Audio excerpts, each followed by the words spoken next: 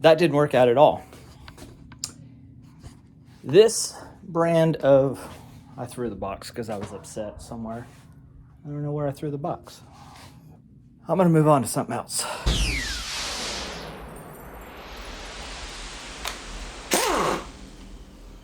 What's up, YouTube? Welcome back to my teeny tiny little channel. Today's video was supposed to be my install of window tint on the Fox body wagon. Yeah, that is not gonna happen because the window tint that I bought is just a box of crap. So I'm gonna move on from that, and today I will install my harness bar that I bought for the C5 Corvette. This is it's supposed to be one of those bars that goes across and you strap in your 5-point harness to the back of it. I'm not gonna use it as a harness bar. I'm going to attach my GoPro camera to it, but this is what it looks like. I've already kind of mocked it together. I only paid about 62 bucks on eBay for this thing. And as expected, you know, when I got it, the box had big old holes blown out. It just looked like somebody had kicked it down the highway. And I'm sure I'm missing, you know, washers and stuff like that, because when I opened the package, all of the hardware was scattered inside the box. Whoever packaged this thing up obviously didn't do a very good job, or maybe it was their last day of work and they just didn't care. You're cool. Well, I'm out. But I have hardware, so I'm not too worried about it. And I mean, the bar is, you can't really screw that up. The welds look okay. It's powder coated or at least painted. It'll do what I need it to do. Something I will mention, it came with 0 instructions. So this is kind of one of those figure it out yourself kits. And that's probably why it was so cheap. I'm starting on the passenger side. So this is where the seatbelt mounts to the side here. And you can see I'm using a T47. Now this was just a little bit loose inside, so it's probably like a T48, but my next one up was a T50, so I didn't have a T48, but it worked and I was able to get it off, and you know, I didn't strip the tool or the bolts or anything, so you know, call that a win. This is where that bracket is going to mount. It's going to mount on this side, and then there's another bracket that mounts on that side, and then the crossbar will go into that bracket and has a bolt that goes down through it. I think. Again, there's no instructions, but you know, it's pretty easy to lay it out and kind of see. What I have gone ahead and done is basically taken this kit with no instructions and figured out how to make it work in the car. And it's taken me quite a while to do that. So what I will do now is just give you the cliff notes of what to do if you order this kit off of eBay. What you're gonna need to do is take the brackets. Now, when you get your bracket, it's gonna be straight. What I did was I measured from here and I went in 2 inches, and that's where I made a little scribe mark, and then I put it in my vise, just like this. And then I started hammering from the back side, and that's how I got that angle. Do both brackets just like this. Then take a file. You're gonna file this hole open just a little bit, because this is a bolt that holds your seatbelt on, and it won't quite fit through there until you file it. And then it's gonna be nice and snug. And this is what you want. So what's gonna happen is when you go to bolt this in, you cannot use this plastic cover anymore. You really need all of the room that you can get on this bolt to slide. So the trick is, you're gonna put this in, and what happens is your seatbelt is gonna be right here. It's gonna ride right here. Now this bracket will kind of slide back and forth just a little bit, but you want it to do that. That way you can line up this side with the bend on the actual main harness piece, or whatever you want to call that part. What I'm going to do now is file this open just ever so slightly. I had it mocked up and the bolts were going in. It was a little too snug. So I'm going to file this just a little bit. And once everything is in and tightened down, this will ride where it needs to be, and then it won't move anymore. Now you've also got 2 other bars, and I'll show you those later, that are going to come down, and I guess they mount somewhere behind the seat. I haven't figured that part out yet, but I will. But that's going to get you this far, and at least that bar will fit in there. This is a part right here that's kind of a booger.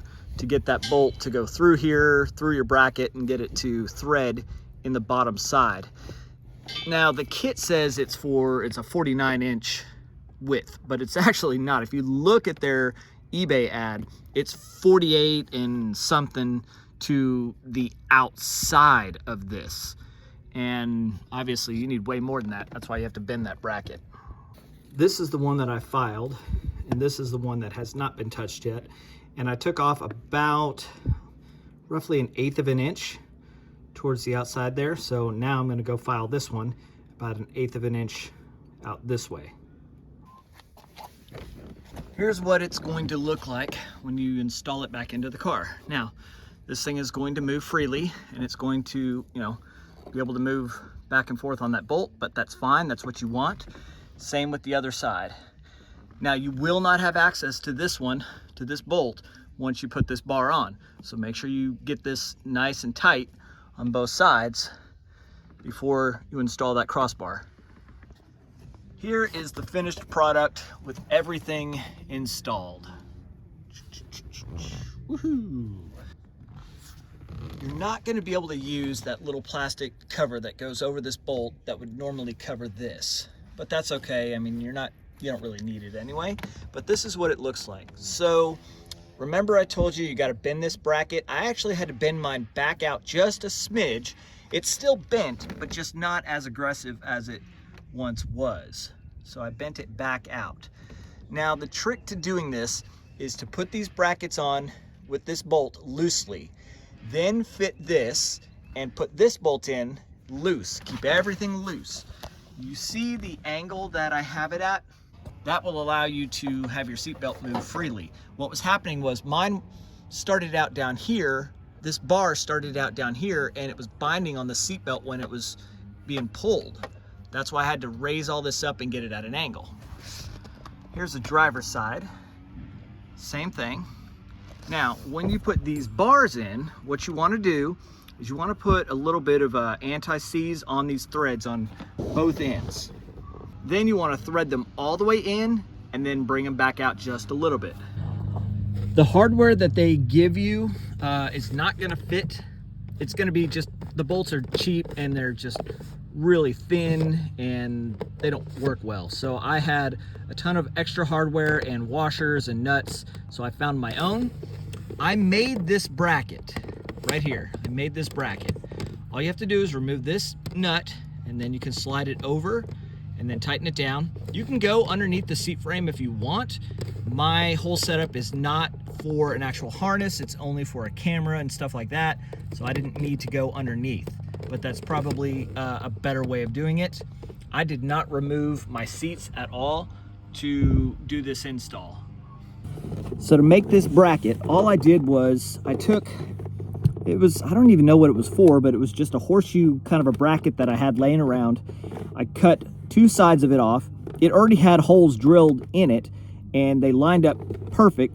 So you'll have to fabricate a bracket like this. I had to put it in my vise and bend it just a little bit to create this bend right here. But this is super easy to do. Once you get that in, leave everything loose until you've got both sides where you want it to be. Then you can tighten these up really well. Something that took me a little bit of time to figure out was once I had these bars in here, this was still wobbling. And what I learned was if you adjust this bar to push the bottom of this up, it will tighten everything. This was kind of wobbly right here on both sides, but when I went and adjusted both of these, you can see, I mean, it's in there. It's tight right now. That's exactly where I need it to be so that when I mount my camera, I won't be flopping around and get horrible footage. I'm gonna put a GoPro mount in the center, and then I will probably figure out a way to mount a fire extinguisher to the bottom side of this. I'd like to have one with me just in case. It's better to have it and not need it than to need it and not have it. Hopefully this helps you when you go to install one of these in your car. If you spend $300 and something on the shark bite, or I forget what it's called. Anyway, it's the one that everybody's gonna recommend, and I'm sure that they have got it down and it'll go in with no hassle whatsoever. And that's perfect, especially if you want to mount your harness and you're relying on it for safety.